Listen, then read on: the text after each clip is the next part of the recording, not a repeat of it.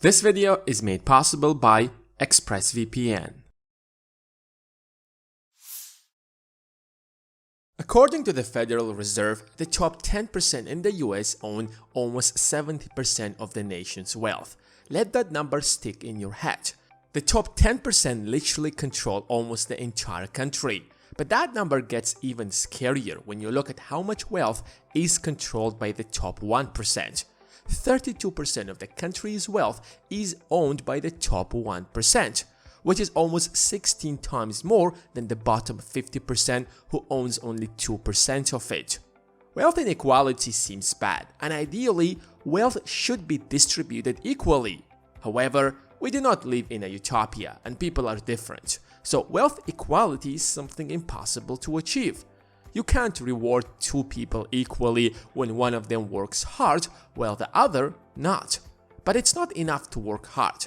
In the world of capitalism, what matters more is understanding the game of money. And even if you do not work as hard as other people, you can end up being in the top 10% that owns 70% of the wealth if you play the game correctly.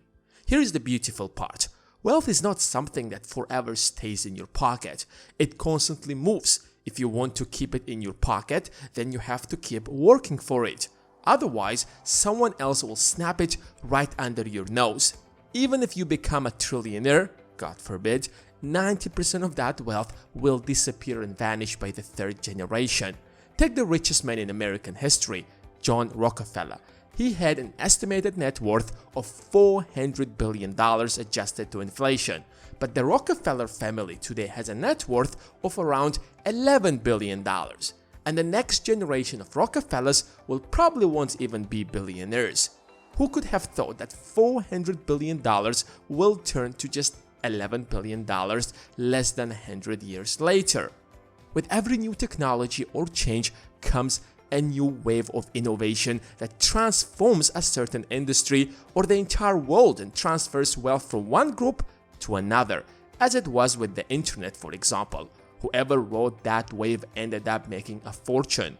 Amazon made shopping online so easy that for the past 5 years or so, malls have been closing down one by one. And you do not have to be the first to take advantage out of that wealth transfer. You can enter the game much later but present a better product. Skype was once a dominant video calling app. 10 years ago, no one could have imagined competing with Skype, but today, barely anyone uses Skype. A company like Zoom came up with identical products but with better features and took the entire industry by storm. Skype isn't a unique case. Yahoo, MySpace, Kodak, and the list goes on and on. In the past, banks were the backbone of financial services, but internet companies made financial transactions so easy that new companies such as PayPal, Stripe, Robinhood grabbed a big chunk of that industry, and a lot of that wealth was transformed to a different group of people. And that's not the end of this industry. People are disrupting this industry again by decentralizing the entire financial market through blockchain and cryptos. And in the next 10 years, people who are billionaires today might barely make ends meet, and startups who are working on the next big thing in this industry will prevail. But the question is, how do you take advantage out of this wealth transfer? How do you know which technologies are going to be relevant 5 or 10 years from now? The good news is that there isn't going to be one or two technologies. The world is constantly developing. There are going to be multiple technologies. And that's why you need to learn how to learn. Back in school, you're not taught how to self-educate yourself. The entire point of the educational system is to push you to memorize a bunch of facts for a brief moment to pass a certain test. The moment you leave your examination hall, you forget absolutely everything.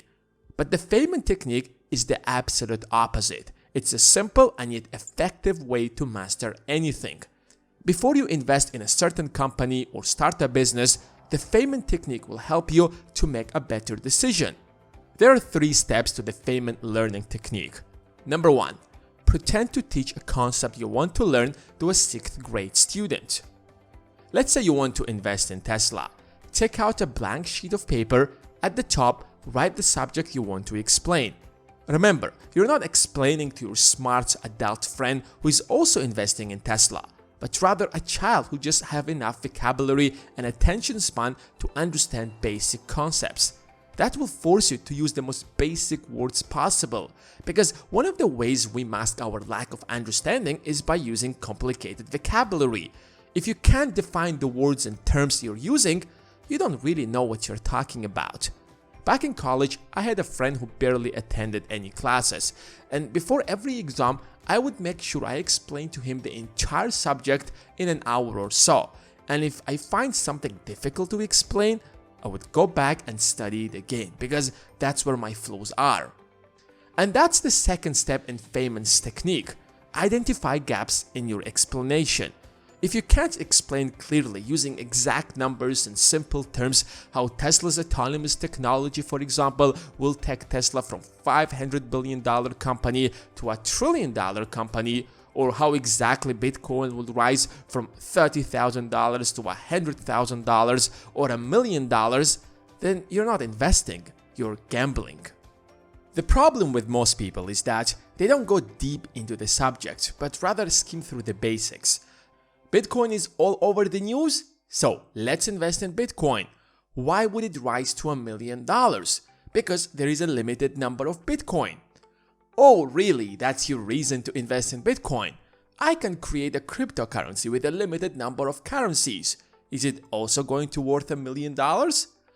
Well, maybe there is a little bit more to it than basic demand and supply. I'm not saying Bitcoin should worth more or less. The point is, if you can't explain it in simple words, then you're speculating. So go back and read more about the subject, study the parts that you don't fully understand, and then move to the third step: organize and simplify.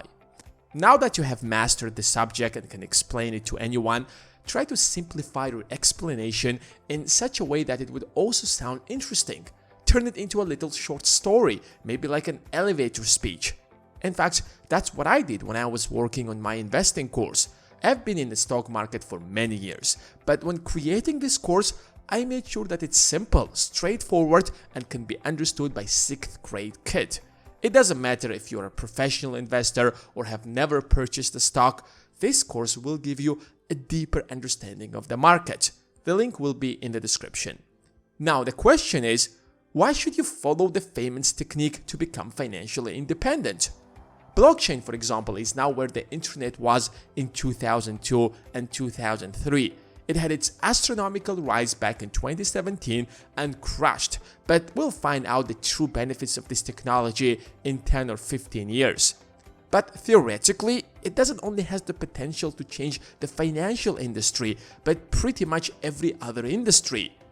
Back in the 2000s, most people couldn't have imagined what the internet would be in 20 years. And yet here we are, our lives depend on internet. We can't go into the details of how blockchain works, but it's easy to imagine how the world of business will be running on smart contracts, for example. But to understand how blockchain could change every aspect of our lives, you have to understand the subject so deeply that you can explain it to a little child how his life will depend on blockchain in 10 years. That's when you will have $1 million idea for a startup that could earn you more money than you could possibly spend. If you could go back in time to the 2000s, what business would you start? Most certainly an internet company, because the last 20 years were the golden era of the internet, and blockchain is about to have its own golden period. But be careful, because there are a lot of scammers in this industry, especially in the comment section. Please ignore them all and don't tell me that I did not warn you. But blockchain is just one out of many examples. You can apply the same strategy to other technologies, and you will find out how they are going to shape the world in the coming future, and you will be able to take advantage out of them. But what you can certainly take advantage of right now is ExpressVPN. Internet is big, but whenever you use internet, the only places you visit are Google, Wikipedia, and social media websites like YouTube. But internet is much bigger than that. Over 90% of it is hidden, and one of the ways to access much more of the internet is to use a virtual private network. And that's why you need ExpressVPN. It makes you much more anonymous when browsing the internet. You can access the Swedish Netflix, for example, while you're in Florida and watch shows that are popular there, like Lupin that I personally lately have been watching. And at the same time, it protects you from hackers who try to steal your private information anytime you are on an encrypted connection. It even protects you from corporations who constantly surveil you and collect your data for their own agendas. ExpressVPN puts a stop to that by encrypting your data and hiding your location. It's easy to use with servers in 94 countries. With best-in-class encryption, you can browse the internet without restrictions. Find out how you can get 3 months of ExpressVPN for free by visiting expressvpn.com/proactivethinker or by clicking the link in the description below. Go to expressvpn.com/proactivethinker.